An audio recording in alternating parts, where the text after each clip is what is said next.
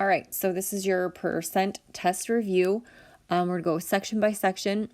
If you have this completed on your own and you're watching the video, checking your work, and you still do not understand how to get to an answer, go ahead and send me a message and happy to help. All right, so in section number 1 is this fair game review. You're going to start with simplifying the expression. So we know that when we see parentheses, we need to distribute. So we're going to go with 3x minus 24. And then all other terms are going to come down to next to it. And then we're going to combine those like terms. So we're going to take our variable terms, watch that negative sign, and you're going to get negative 2x. And then we're going to take our whole number terms, watch those two negative signs. You're going to put them together to get negative 26. So the answer here should be A. In number 2, we're talking about the unit rate on the graph. Remember that unit rate on a graph is talking about the y over the x. So we can look at this point right here, 2 comma 61. We know this 61 is our y, and we know that the 2 is our x. So there's your y over x. And then we're going to include those labels when we're talking about that unit rate. So we know the y label is the cost, so dollars. And then we have those tickets. And we know we want to simplify unit rate over 1. So when we divide 2 by 2, we get that 1 ticket on the bottom. And then we have to take 61 and we have to divide it by 2. Now that doesn't come out even, and that's totally okay. So we can say it's $30.50 per 1 ticket, and that is our unit rate from the graph. You could have used any of those points. You could have used 4 and 122, 6 and 183. I just decided to go with the smallest numbers. All right, number 3 has that identify if the table is proportional or not. Remember, we can use that butterfly method and we can cross multiply on both of those, and we get 24 equals 24. And then we're going to keep moving down that pattern on the table. So we have 4 and 30, which gives us 120. And then we have 12 and 10, which gives us 120. And then we're going to go through that last set of numbers. Remember, you can use that handheld calculator on the test. So I'm okay with you at least just showing these numbers. So 10 times 48 gives us 480. And then we're going to do 30 times 16, and we get 480. So we say, yes, this table is proportional. And that wraps up the fair game review. All right, next up, we are going to go down into the section with fraction, decimal, percent. I talked a little bit about this in class. The first thing I would do is I would take a look at my first one and say, all right, this is a percent, so I'm going to switch this over into the decimal, 453. And that's tenths, hundredths, thousandths. And then I can see over here that that is letter H. So I'm going to come over here and write the letter H. On the next one, you have the fraction 3 over 8. So 3 over 8, we could see this as a decimal. We could see this as a percent.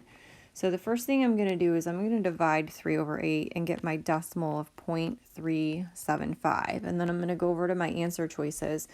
I see 0.375 in a few spots. I see it as a decimal percent. I see it as a percent. I see it as just a decimal. A and B are distractors. The exact match is this one right here, letter G. And so I've eliminated those 2 examples. It doesn't mean that you're not going to use 375% somewhere. It just means it's not number 5. Number 6 is a percent. So the first thing I think is easy to do is put that decimal in, move it 2 places left, and I get 5/100ths. I look at my answers there. I don't really see that. So I'm going to change this into a fraction. So 5 over, that's tenths, hundredths. I'm going to simplify by dividing by 5, and I get 1 over 20. And I can see it's right there. That's letter I. All right, next one up is 3.75. I think I'm going to go with a percent. You could do fraction or percent. I'm going to go over and make this 375% because I saw that a bunch on here. And don't confuse A and B. A is the whole number. So that's number 7. And then in number 8, you have 5 over 1,000. So when I look at my choices, I know I'm not going to pick a fraction for 5 over 1,000. So I'm going to go over and I'm going to change that into a decimal. So I know that I have my 0, my decimal, and I have tenths, hundredths, thousandths. So I'm going to put the 5 in the thousands place and replace those zeros and then go back over to my answers.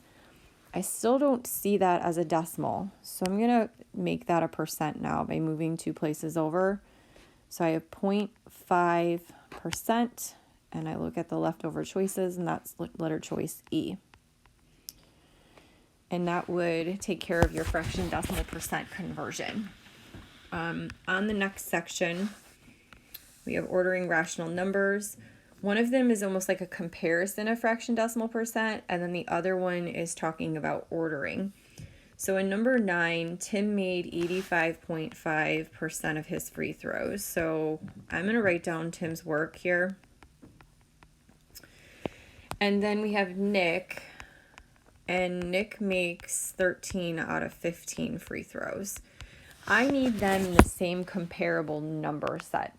So I either need them all in fractions, all in decimals, or all in percents. And since the question asks me which player had a better free throw percentage, I'm going to go ahead and change Nick's 13 over 15, and I'm going to divide that. And that's going to give me 0.8666 repeating. That goes on for quite a while. But I need a percent, so I'm going to go over 2 places, and I'm going to make this 86.6, and I'm just going to change that to 67 so I don't have that repeater. And that obviously tells me that Nick is making more free throws and answers my question because 86 is bigger than 85.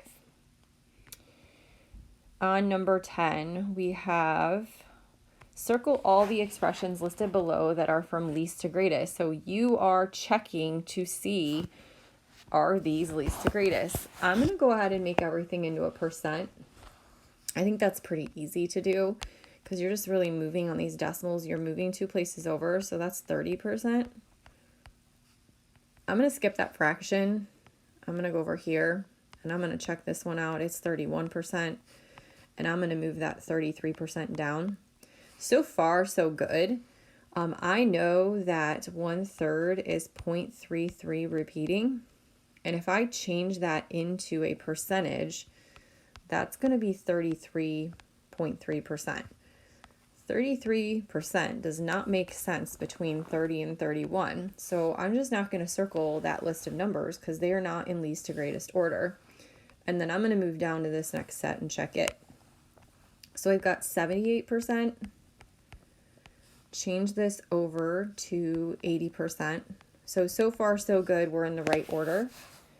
And then I'm going to change 18 over 20 by putting this over 100. And I know a lot of you are pretty comfortable with taking this and saying, well, that's times 5. So 18 times 5 is 90. And 90% or 90 over 100 is certainly bigger than 80. So these are in the right order. So this one is going to get circled, underlined, boxed in, just so we know that you chose that as a right answer. All right, last set.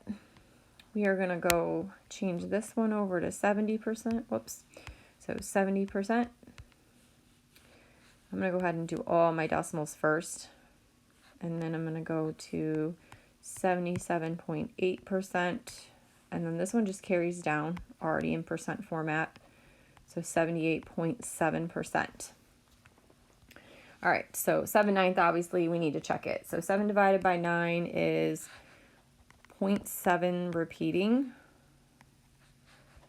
This is a tricky one, so watch closely. When you move that over, it's going to be 77 point, if we round, 78%.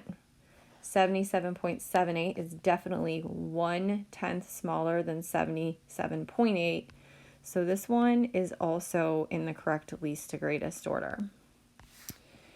So that wraps up your first page on Fair Game Review, fraction decimal percent conversion, ordering, comparing.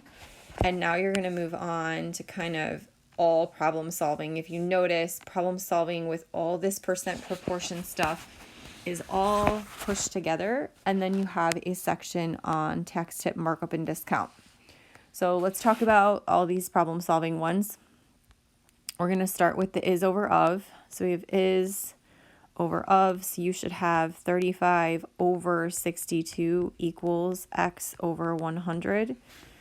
You're going to cross multiply and get 62x equals 3500. And then divide by 62 on both sides. Again, handheld calculators, make sure you have them for the test. 3500 divided by 62 gives me x is equal to, and this does tell you where to round to, all say nearest tenth. So I'm going to double check that, because sometimes when we get these weird repeating numbers, I want to make sure that I have correct work, which I did. So 56.45, and it said to the nearest tenth, so I know that I'm going to round this to 56.5, because that 5 sends the 4 up 1. All right, moving on to number 12, another is over of, except for this time we have is 54 in our percentage. So is over of equals percent given 45 over 100. So I get 45x equals 5400. I divide by 45.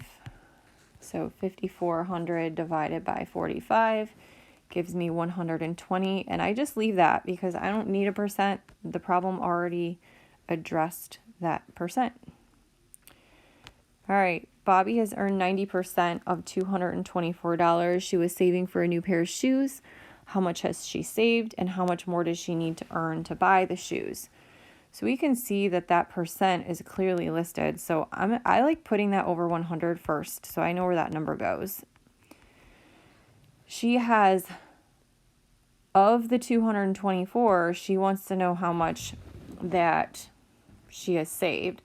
So Bobby has earned 90% of the 224 she's saving for. She needs $224. So we don't know the part that she needs, which is X. We know the whole amount of money she needs to buy the shoes. Well, there's some nice shoes for $224. So we have 100x equals 224 times 90. So 20,160. Divide by that 100. And that gives us that she has $201.60 saved. And we want to know how much more she also needs to earn to buy the shoes. So if she has 224 total she needs, and she's already earned 201.60 of it, I can subtract that from each other, and I can get the remaining amount, which is just $22.40 more that she needs to save in order to buy the shoes. All right, number 14.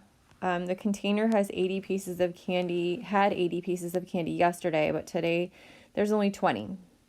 What percent of change? This should kind of tell you, hey, this is percent change, and percent change is change over original.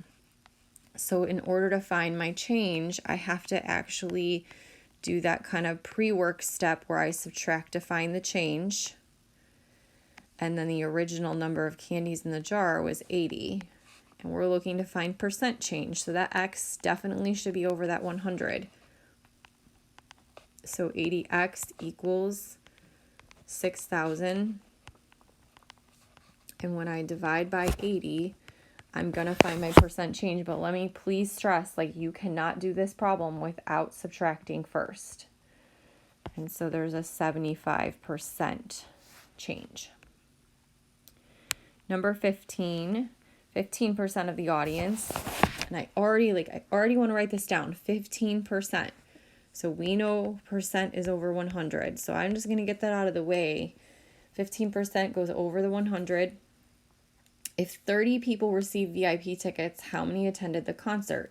So you can tell there's a small population that got these VIP tickets. So that is your part. you don't know the total or the whole amount of concert goers. So that's your X on the bottom. So you're going to do 15X equals 3,000. And when you divide by 15, you get X is equal to, always check twice, 200 people.